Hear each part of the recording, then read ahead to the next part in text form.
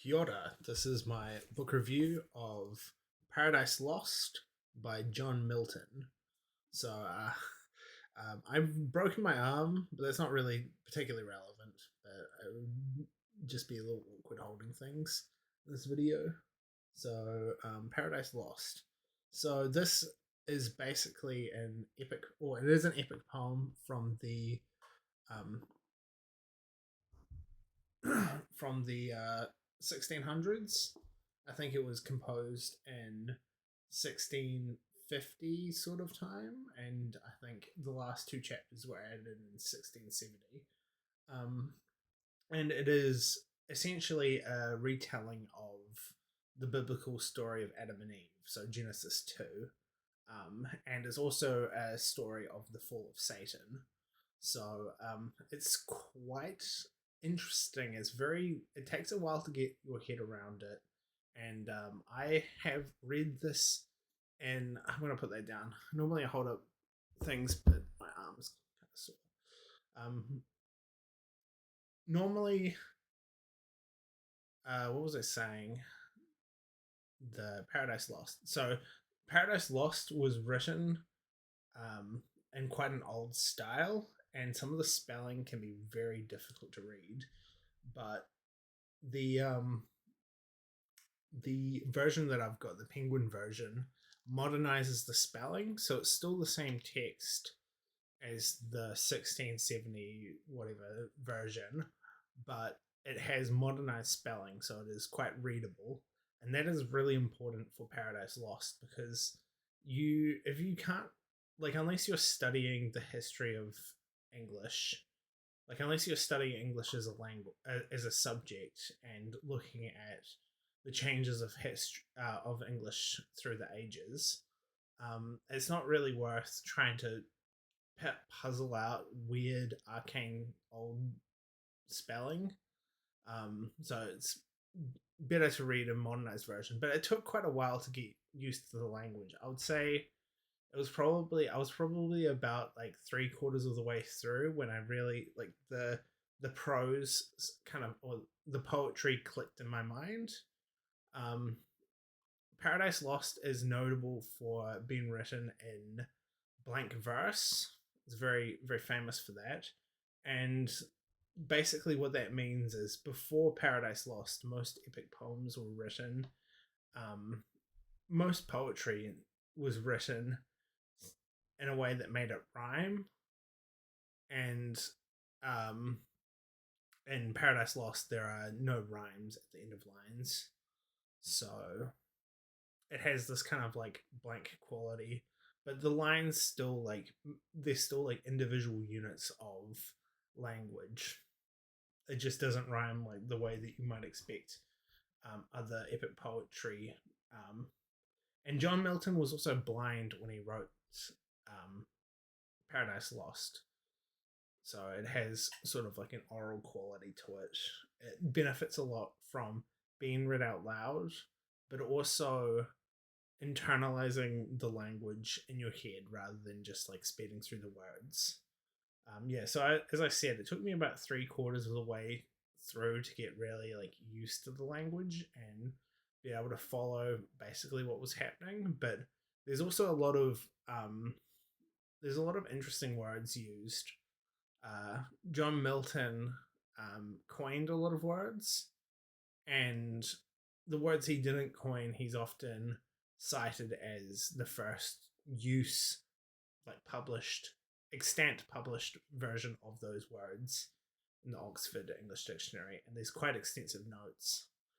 Um, so the structure of the book is split into 12 parts, and um, those aren't really like sectioned into like subsections, but the first chunk of it is about Satan's fall from heaven, and details like him falling, and it's quite famous for its romantic depiction of Satan in this part of the book. The back of this says, "An endless moral maze introducing literature's first romantic Satan."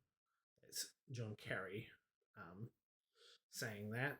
And yeah, it definitely, the depiction of Satan definitely leans itself into the romanticism movement. I know Mary Shelley, um, the daughter of Percy Shelley, the famous romantic poet.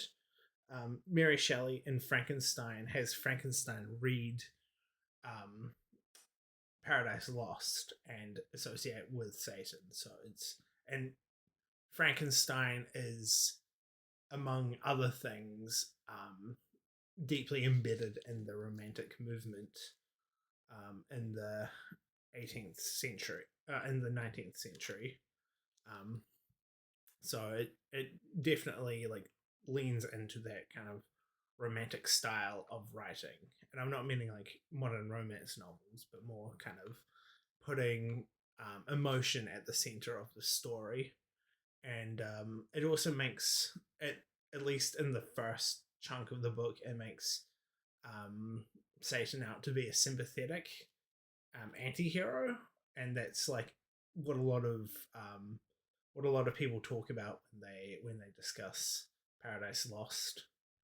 But most of the book centers around Adam and Eve, and essentially is an elaborate retelling of the biblical story Genesis 2. Um, and it goes into a lot of detail about that particular scenario. And it's really good for crystallizing those metaphors, like the tree of knowledge and the tree of life, and all that kind of stuff. It does reframe Satan as getting into the garden and becoming the serpent, or possessing the serpent, which is a bit of John Milton's own take on the story, and I guess in kind of a um, in a in a in a loose way of saying, like, it's essentially John Milton's fanfic, like biblical fanfic, which is sort of accurate, but um, it's very like it's a very didactic piece of poetry. Like, it's trying to teach you something, and John Milton's very explicit about, he's trying to teach the reader about the ways of God and how he understands it, which is some parts like a bit of a contradiction of what he presents. But yeah, it's a deeply religious book in nature, and that makes it kind of interesting in your sort of interpretation and takeaways from it. But it's deeply embedded into John Milton's own personal politics and beliefs. Um, but it is a good read. The poetry is very, it's got a very, what's the word? Uh, Kind of high poetry register, and it's kind of famous for that, almost. Well, not almost. It is famous for this kind of like epic register, that some of the previous epic poets, when they wrote in their languages, think like Homer and Virgil and Dante, tended to write in quite a plain register, um, where they were more talking to the sort of like a, they they use a lot of like simple language, like a lot of poetic language for sure. But John Milton definitely takes more inspiration from the translators of those epic poets, who tended to use sort of like this kind of like elevated epic register, and that's very very true in Paradise Lost, that it has this elevated register, which makes it very different from a lot of other epic poetry. Yeah, it also occurs quite a lot later in the Western canon. I mean, it is still like in the English language like a fairly early work, but in the terms of like world literature, the mid 1600s is quite late for a lot of those sort of epic works. And it is very influential. It's a very influential book, and it's interesting because there's a lot of like things you pick up reading it, with these like small references where other authors have used phrases or motifs from the book. So, for example, Philip Pullman, when he was writing his Dark Materials, drew quite heavily on Paradise Lost, but with like an atheistic angle to it. And the title of his Philip Pullman series, his Dark Materials, is a direct quote from Paradise Lost. And I need to reread his Dark Materials, especially now that I've just finished Paradise Lost, and sort of get those subtle nods and see kind of the angle that Philip Pullman was taking things. And also, yeah, there's other references, like, for example, the word serried, meaning like bunched together. Um, that is used in Ulysses in the Areolas chapter.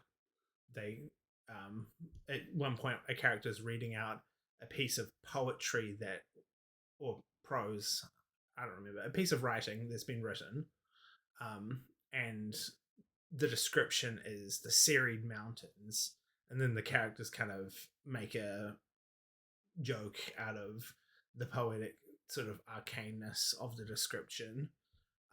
But that kind of use of serried is a direct nod to Paradise Lost. And yeah, other things about Paradise Lost. It is useful knowing the story of Genesis 2, so the story of Adam and Eve, reading this, but the introduction, if you aren't familiar with that Bible story, the introduction gives you more than enough information about it to follow it along. And I would say like um having that religious knowledge is not essential for reading and enjoying Paradise Lost. Like, you can definitely enjoy the prose, not the prose, the poetry of the poem without um sort of trying to glean some kind of spiritual insight from the work. Like, it is just a work of art, and yeah, it's very good. It's a very good work of art. And at first, I wasn't too thrilled about it, but I kind of had nothing better to do because I broke my arm. So I was just sitting and reading it. And yeah, I'm glad I finished it. Now that I finished it, I kind of want to reread the beginning parts because I feel like I didn't fully understand what was happening at first. I was really trying to get used to the language. Um, but I will refrain from doing an immediate reread because there are other works I want to get to. But yeah, that was Paradise Lost. I think it is a good book, and yeah, it's worth reading. It's one of the classics of the English canon, and yeah, it's a very good book. Um, So yeah, that's all for the video, and I hope you enjoyed this review. I hope my arm gets better, and I'll see you in the next video. Cheers.